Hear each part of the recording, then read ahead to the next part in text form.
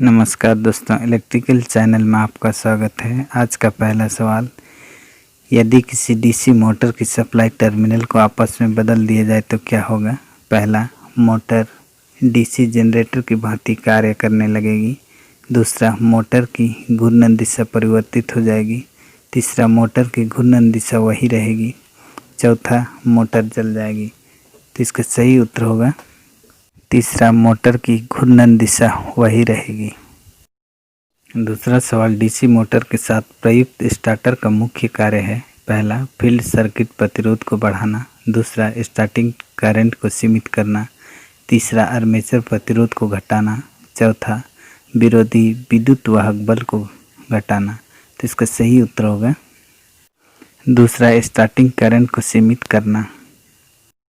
तीसरा सवाल, यदि किसी कार्यरत डीसी सीरीज मोटर की फील्ड वाइंडिंग अचानक ओपन सर्किट हो जाए तो क्या होगा। पहला, मोटर की घूर्णन गति बहुत बढ़ जाएगी। दूसरा, मोटर रुक जाएगी। तीसरा, मोटर की घूर्णन गति घट जाएगी। चौथा, मोटर की घूर्णन गति अप्रभावित रहेगी। तो इसका सही उत्तर होगा दूसरा, मोटर रुक जाएगी। चौथा सवाल, किसी डीसी कंपाउंड मोटर की विशेषताओं में बिना किसी परिवर्तन के उसकी घूर्णन दिशा परिवर्तित करने के लिए क्या करना चाहिए। पहला, सीरीज फील्ड वाइंडिंग के संयोजन परिवर्तित करें। दूसरा, शंट फील्ड वाइंडिंग के संयोजन परिवर्तित करें। तीसरा, स्रोत टर्मिनल के संयोजन परिवर्तित करें। चौथा, आर्मेचर वाइंडिंग के संयोजन परिवर्तित करें। तो इसका सही उत्तर होगा चौथा, आर्मेचर वाइंडिंग के संयोजन परिवर्तित करें। पांचवा सवाल, किसी विद्युत मोटर की नेम प्लेट पर अंकित शक्ति होती है। पहला, शाफ्ट पर उपलब्ध शक्ति। दूसरा, मोटर द्वारा ली गई शक्ति। तीसरा, इनपुट शक्ति। चौथा, कुल शक्ति। तो इसका सही उत्तर होगा पहला, शाफ्ट पर उपलब्ध शक्ति। छठवां सवाल, डीसी मोटर के आर्मेचर ड्रम को लेमिनेटेड बनाया जाता है जिससे कि क्या होता है। पहला, हिस्टैरिसीस क्षति का मान कम रहे। दूसरा, एडी करंट क्षति का मान कम रहे। तीसरा, आर्मेचर में इंडक्टेंस का मान कम रहे। चौथा, आर्मेचर का वजन कम हो जाए। तो इसका सही उत्तर होगा दूसरा, एडी करंट क्षति का मान कम रहे। सवाल, डीसी सीरीज मोटर को बिना लोड लगाए स्टार्ट करने का प्रभाव होगा। पहला, टॉर्क तीव्रता से बढ़ेगा। दूसरा, घूर्णन गति तीव्रता से बढ़ेगी। तीसरा, स्रोत के लिए गए करंट का मान तीव्रता से बढ़ेगा। चौथा, विरोधी विद्युत बल घटेगा। तो इसका सही उत्तर होगा दूसरा, घूर्णन गति तीव्रता से बढ़ेगी। आठवां सवाल, कम्युलेटिव कंपाउंड डीसी मोटर में लोड बढ़ाने से पहला, घूर्णन गति बढ़ती है। दूसरा, घूर्णन गति घटती है।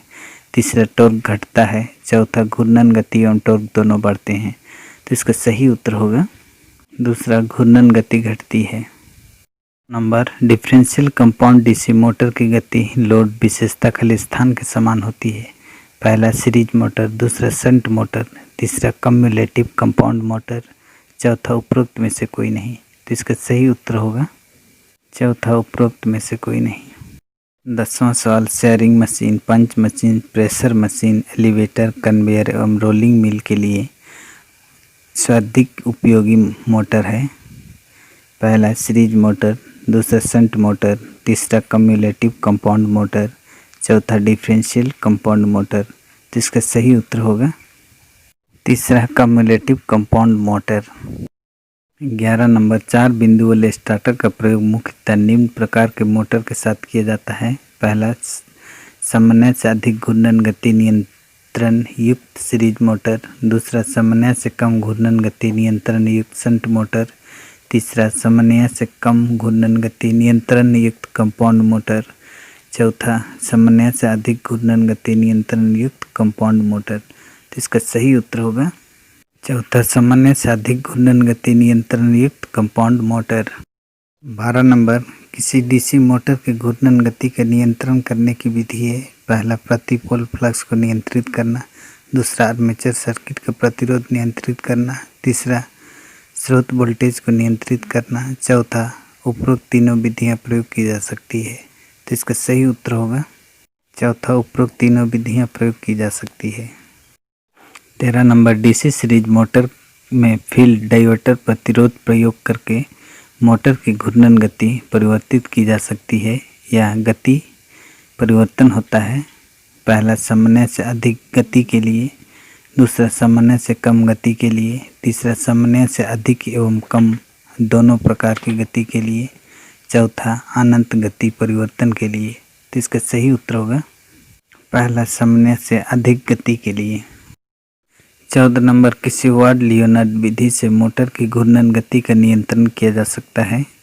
पहला, केवल एक दिशा में सामान्य से कम अथवा अधिक गतिशील के लिए, दूसरा दोनों दिशाओं में सामान्य से कम अथवा अधिक गति के लिए, तीसरा केवल एक दिशा में सामान्य से कम गति के लिए, चौथा केवल एक दिशा में सामान्य से अधिक गति के लिए। तो इसका सही उत्तर होगा दूसरा, दोनों दिशाओं में सामान्य से कम अथवा अधिक गति के लिए। 15 नंबर, इंसुलेशन प्रतिरोध नापा जाता है। पहला, मेगावाट में, दूसरा मेगा ओम में, तीसरा किलो ओम में, चौथा किलो वोल्ट में। तो इसका सही उत्तर होगा तीसरा, किलो ओम में। थैंक यू दोस्तों, चैनल को सब्सक्राइब करें, बेल आइकन दबाएं जिससे कि आपको सबसे पहले नोटिफिकेशन मिले। इसके साथ ही लाइक करें, शेयर करें और कमेंट करें।